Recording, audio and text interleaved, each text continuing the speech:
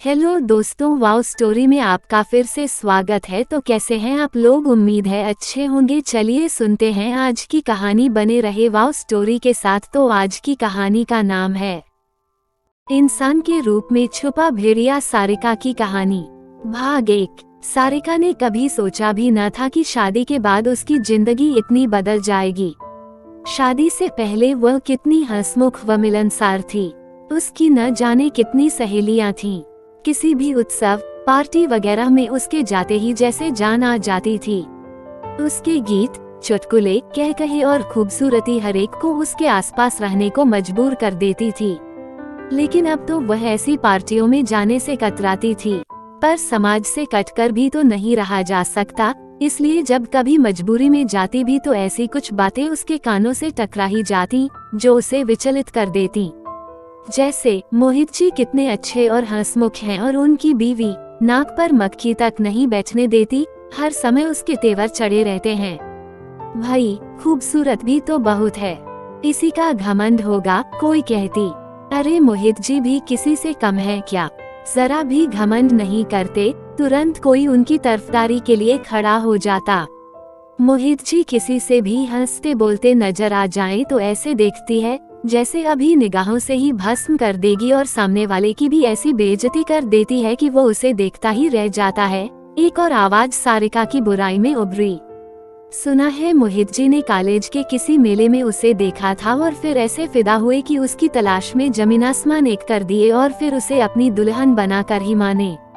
फिर उसकी खूबसूरती के आगे ऐसे झुके कि आज तक सिर झुकाए हुए हैं।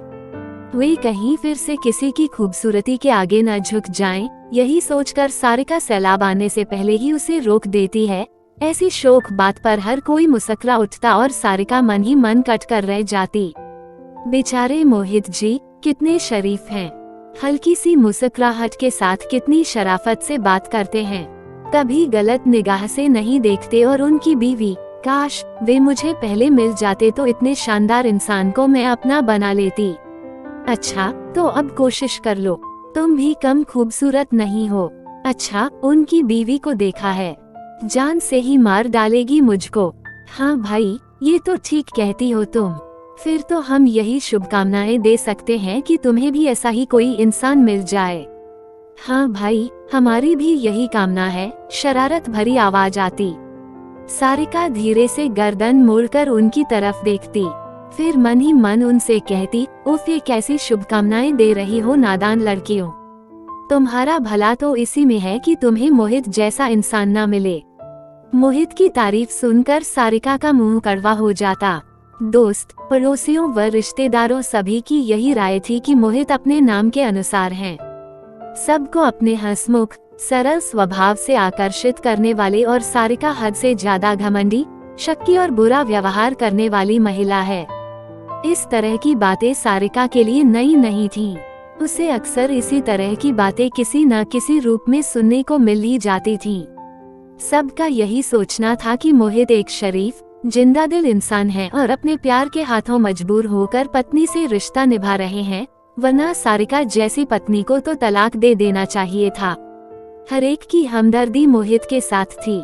मोहित का बाहरी रूप सारी दुनिया के सामने बहुत प्रभावशाली था, पर पत्नी होने के नाते सारिका अच्छी तरह जानती थी कि वे किस तरह के इंसान हैं। अगर बुराई, धोखा, मन के छल और हवस का इंसानी रूप दिया जा सकता तो उसकी सूरत मोहित से अलग न होती। हाँ यही सोचती सारिका की अपने पति के बारे में। वह मोहित से नफरत करती थी, फिर भी अपनी बेटी के कारण ही उसके साथ रहती थी, क्योंकि वह जानती थी कि माँ बाप का अलगाव बच्चों के लिए बहुत दुखदायी होता है। इससे उनका सही विकास नहीं हो पाता। वह अपनी बेटी को सशक्त और सफल इंसान के रूप में देखना चाहती थी। सारिका के मन में बातों में कड़वाहट का कारण मोहित ही थे। पहले सारिका उन्हें बहुत अच्छा इंसान मानती थी।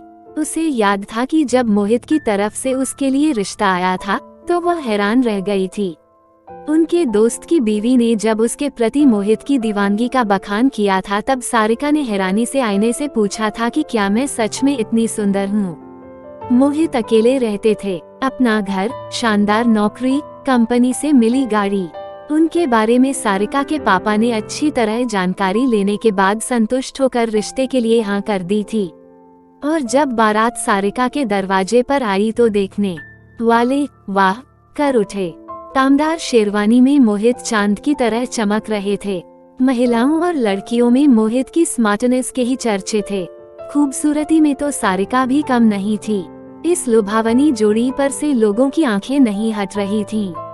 शादी के बाद सारिका ने जाना कि वाकई मोहित कमाल के इंसान हैं। वे देखने में तो खूबसूरत थे ही, उनकी बातें भी बहुत खूबसूरत होती थीं। यूं भी मोहित से पहले सारिका के मन में किसी और का ख्याल नहीं आया था, इसलिए जल्दी ही मोहित के प्यार में रच बस कर वह खुद को दुनिया की सबसे सुखी पत्नी समझने लगी थी। घर में ज्यादा काम तो था नहीं, सफाई, बर्तन, कपड़ों का काम नौकरानी ही कर जाती थी। मोहित ने तो कहा था कि खाना बनाने वाली भी रख लो, तुम्हें कोई काम करने की जरूरत नहीं, पर सारिका ने रसोई का काम खुद ही संभाल लिया था। मोहित का ध्यान रखना उसे अच्छा लगता था, इससे उसका समय भी आसानी से गुजर जाता, वरना घर में और था ही कौन। मोहित के माता पिता में जल्दी ही अलगाव हो गया था। उसकी माँ उसे बचपन में ही पिता के हवाले कर किसी पूर्व प्रेमी के साथ चली गई थी। फिर मोहित की देखभाल नौकरों के हवाले कर दी गई। पत्नी की बेवफाई के दुख ने उसके पिता को नशे का आदी बना दिया, जिसके चलते वे बहुत ही कम समय में दुनिया से चल बसे थे। पर सारिका जानती थी कि मोहित की परवरिश सही तरीके से न होने का प्रभाव उसकी जिंदगी में उथल पुथल मचा देगा। एक बार मोहित के रिश्ते की बहन मिलने आई तो सारिका को बहुत अच्छा लगा था। उसने जोर डालकर उन्हें रात के खाने तक रोक लिया था। दीदी की 12 साल की बेटी बहुत चुलबुली थी, सारे घर में चहकती फिर रही थी। घर में रौनक सी हो गई थी। मोहित भी दीदी से बातों में व्यस्त थे। फिर दीदी सारिका के पास रसोई में आ गईं और बेटी स्वीटी के कहने पर मोहित उसे छत पर ले गए। उनकी हंसी की आवाजें रसोई तक आ रही थीं। कुछ देर बाद सारिका उन्हें बुलाने सीढ़ियों पर चढ़ी तो देखा मोहित स्वीटी की कमर में हाथ डाले उससे सट कर खड़े थे। स्वीटी इधर उधर हाथ से इशारा करके अपनी बात कहने में लगी थी, पर मोहित की आंखें भूखे भेड़िए की तरह उसे देख रही थीं। तो ये थी सारिका की कहानी भाग 1। मिलते हैं भाग 2 में ऐसे ही और वीडियो के लिए हमारे चैनल को सब्सक्राइब और वीडियो को लाइक जरूर करें। धन्यवाद।